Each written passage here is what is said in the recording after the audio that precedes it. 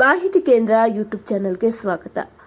ಭಾರತದಾದ್ಯಂತ ಹಿರಿಯ ನಾಗರಿಕರಿಗೆ ಇದೀಗ 10 ಹೊಸ ಉಚಿತ ಸೇವೆಗಳು ಘೋಷಣೆಯಾಗಿದೆ. ಭಾರತ ಸರ್ಕಾರ ಮತ್ತು ರಿಸರ್ವ್ ಬ್ಯಾಂಕ್ ಆಫ್ ಇಂಡಿಯಾ ಏನಿದೆಯೋ ಇತ್ತೀಚೆಗೆ ಹಿರಿಯ ನಾಗರಿಕರ ಜೀವನವನ್ನು ಸುಗಮಗೊಳಿಸುವ ಉದ್ದೇಶದಿಂದ ಹಲವು ಹೊಸ ಮತ್ತು ಈಗಿರುವ ಸೌಲಭ್ಯಗಳನ್ನು ಪುನರ್ ಪರಿಶೀಲನೆ ಮಾಡಿವೆ. ಬ್ಯಾಂಕಿಂಗ್ನಿಂದ ಹಿಡಿದು ಆರೋಗ್ಯ ಸೇವೆಗಳವರೆಗೆ ಈ ಪ್ರಯೋಜನಗಳು ಹಿರಿಯ ನಾಗರಿಕರಿಗೆ ಪ್ರಮುಖ ಬೆಂಬಲವನ್ನು ನೀಡುತ್ತವೆ.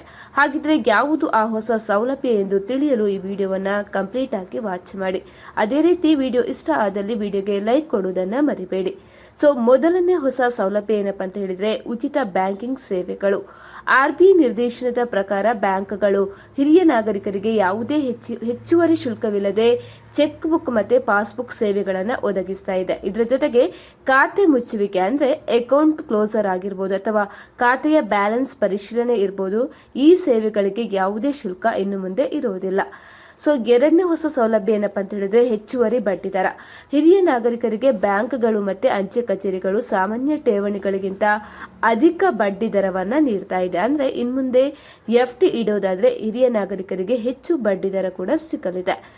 ಮೂರನೇ ಹೊಸ ಸೌಲಭ್ಯ ಅಂತ ಹೇಳಿದ್ರೆ ಸಾರ್ವಜನಿಕ ಸ್ಥಳಗಳಲ್ಲಿ ಆದ್ಯತೆ. ಬ್ಯಾಂಕ್ಗಳು ಮತ್ತೆ ಸರ್ಕಾರಿ ಕಚೇರಿಗಳಲ್ಲಿ ಹಿರಿಯ ನಾಗರಿಕರಿಗೆ ಪ್ರತ್ಯೇಕ ಕೌಂಟರ್ ಮತ್ತೆ ವೇಗದ ಸೇವೆಗಳನ್ನು ಕೂಡ ನೀಡಲಾಗಿದ್ದು ಬಹಳಷ್ಟು ಈ ಸೇವೆ ಪ್ರಯೋಜನಕಾರಿಯಾಗಲಿದೆ. ಇನ್ನೊಂದು ಹೊಸ ನಿಯಮ ಅಂತ ಹೇಳಿದ್ರೆ ಆದಾಯ ತೆರಿಗೆ ವಿನಾಯಿತಿ. ಹಿರಿಯ ನಾಗರಿಕರಿಗೆ ಸಾಮಾನ್ಯ ತೆರಿಗೆದಾರರಿಗಿಂತ ಹೆಚ್ಚಿನ ತೆರಿಗೆ ವಿನಾಯಿತಿ ಕೂಡ ಲಭ್ಯವಿದೆ. ಅಂದ್ರೆ 60 ವರ್ಷ ಮೇಲ್ಪಟ್ಟ ಹಿರಿಯ ನಾಗರಿಕರಿಗೆ ಈ ಸೌಲಭ್ಯವು ಕೂಡ ಇನ್ಮುಂದೆ ಸಿಗಲಿದೆ. ಅದೇ ರೀತಿ ಪ್ರಯಾಣದ ರಿಯಾಯಿತಿಗಳು. ಭಾರತೀಯ ರೈಲ್ವೆ ಮತ್ತು ಬಹುತೇಕ ರಾಜ್ಯಗಳ ಸಾರಿಗೆ ಬಸ್ಗಳಲ್ಲಿ ಹಿರಿಯ ನಾಗರಿಕರಿಗೆ ರಿಯಾಯಿತಿ ದರದ ಟಿಕೆಟ್ಗಳನ್ನು ಒದಗಿಸಲಾಗುತ್ತದೆ. ಈ ಸೌಲಭ್ಯ ಎಲ್ಲಾ ರಾಜ್ಯಗಳಲ್ಲಿ ಜಾರಿಗೆ ಬಾರದೇ ಇದ್ದರೂ ಕೂಡ ಶೀಘ್ರದಲ್ಲೇ ಕೂಡ ಜಾರಿಗೆಯಾಗಲಿದೆ.